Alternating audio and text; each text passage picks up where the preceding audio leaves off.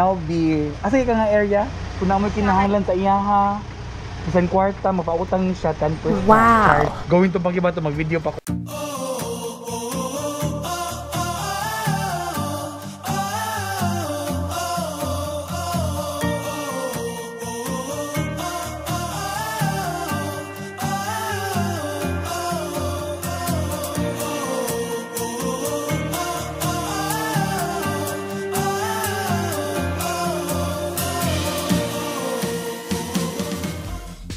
My God, guys, my God, gihatod ko sa among DM. Oh my God, thank you very much. Kay isa lang ko sa mga nahatod, ang uban wa na yun nahatod.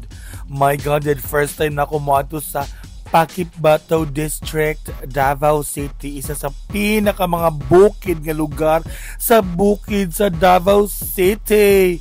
My God, guys, pero laban lang para sa future. Naabot namin sa Pakibato Health Center sa Pakibato proper. My God, gi-introduce na ko, tapos ako nagpabutan-butan kay butan dito ko, guys, sa ilang BHW na si Ate Merlin, kay ang nurse napa sa hospital. So na ako din nagatik-atik og pabutan-butan, pero butan gidi ay mo na ilang gym sa ilid, ang ilang health center ug ang kaning pikas kay na din ako mga hinabang. So balik ka sa atong health center na din si Ma'am Geraldine, among team leader sa karon siya lang pud gihapon, pero nahimo na siya og kanang nasa LGU Plantilla na siya. Kami lang nabili among new team leader si Jael. So mo ni guys, padulon ako sa among barangay sa Barangay Mapula, Pakibaro. Kaninga time guys, wala pa siya na semento. Hags pa kaayo sa kay mig dump truck guys or bongo man ni, basta nalagi mi sa likod. Basta makahitch lang kay mahal kay plate guys. My God, dito na pag hospital kay sa hospital, COVID time pa ni, dinhimi nagabako na sa COVID vaccination. So mo na siya akong gihimo, ako ang panagsamasahin ko sa counseling, tig-counsel sa mga pasyente ng pa-vaccine, o ako po na mag-verify kung na ba sa mga sakit-sakit ba, na ba sa mga allergy, sa mga history sa ilang mga hypertension, sa uban pa mga sakit, diabetes, o kaning mga nabasa lagi pang injection ng bakuna sa una, sa wala pa 14 days, mga injection para sa rabies at tetanus, mga anak gud gani guys.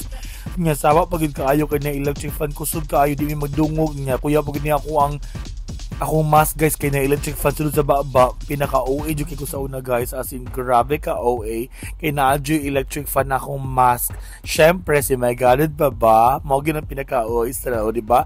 Ako po na ko uniform nga white guys, kay ako jud lagi dapat ako jud maglahi. Di dapat ko pareha sa uban, dapat kakaiba si nurse doon, di ba? Ganun talaga guys. Basta may kakaibang isip, may kakaibang ugali din. So pag panagsa, pag dili kayo busy, mag picture, mag cellphone, mag video, basta wan dili na busy. Pag in time sa trabaho, busy gid na si Rosalie, si Maring Gina o si team leader Geraldine, o di ba? Magbaktas na pud pa uli sa mo ang center kay gipangkapoy na. Taod-taod ani hagok na sa mo ang barangay hall sa Pakibaro proper na ang gym o na mo ang health center sa akong kauban na si Donna gipangkapoy na mi guys. My God, ang kilid na ako, makita na akong bilahan, char lang, pero gabi hagok guys, kusuga mo ako mohagok guys, ingati na sa mohagok. My God, na si Donna gipangkapoy na mi guys. My God, ang kilid na